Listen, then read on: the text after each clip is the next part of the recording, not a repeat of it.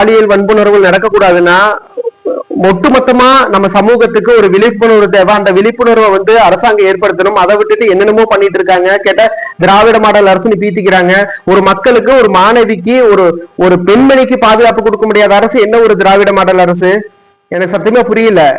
நம்ம நயினார் நாகேந்திரர் கூட இன்னைக்கு ஒரு வார்த்தையை பயன்படுத்தி இருந்தாரு. அது கொஞ்சம் உச்சகட்டமான வார்த்தையா இருந்தாலும் உங்கள்கிட்ட நான் எடுத்துரைக்க விரும்புறேன். இது திராவிட மாடல் அரசு கிடையாது, இது பாலியல் மாடல் அரசு அப்படின்னு சொல்லிட்டு ஒரு கடுமையான விமர்சனத்தை முன் வச்சிருக்காரு. அவர் சொல்றது என்ன தப்பு இருக்குது? இன்னைக்கு பெண் பிள்ளைகளுக்கு என்ன பாதுகாப்பு இருக்குது தமிழ்நாட்டுல?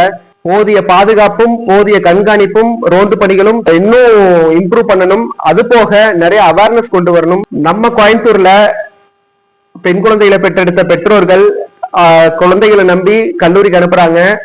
கல்லூரி மாணவிகள் எந்த அளவுக்கு நம்ம நாட்டுல பாதுகாப்பு இருக்கோ இல்லையோ, விழிப்புணர்வு இருக்கோ இல்லையோ, தயவு செஞ்சு உங்ககிட்ட ஒரு ரெக்வஸ்ட் வச்சுக்கிறேன். ஃபீமேல் ஸ்டூடெண்ட்ஸ் கிட்ட உங்களை நீங்க பாதுகாத்துக்கோங்க. எப்பவுமே உங்க பக்கத்துல பாதுகாப்பான அரண் இருக்கான்னு செக் பண்ணிக்கோங்க. தயவு செஞ்சு உங்களை சுத்தி ஒரு பாதுகாப்பு வளையத்தை உருவாக்கி